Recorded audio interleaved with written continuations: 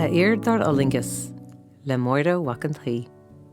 A iardar Fhulaingeas grá faoirún festa fógrím an clausúr do hunach den dausa táim leor má bhauta mar vantrail.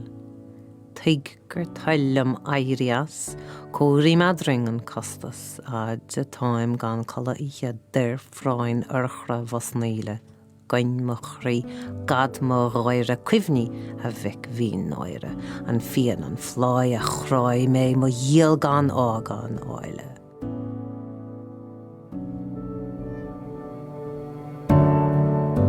Conas sa daghráin se ort, cléichló gréine ach táhar.